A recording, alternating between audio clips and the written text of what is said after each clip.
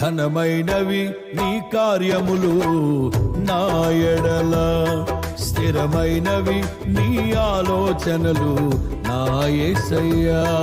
ఘనమైనవి నీ కార్యములు నా ఎడల, స్థిరమైనవి నీ ఆలోచనలు నా యేసయ్యా. కృపలను పొందుచు కృతజ్ఞత కలిగి స్తుతులర్పించెదను అన్ని వేళలా. కృపలను పొందుచు కృతజ్ఞత కలిగి స్తుతులర్పించెదను అన్ని వేళలా. అనుదినము నీ అనుగ్రహమే, ఆయుష్కాలము నీ వరమే.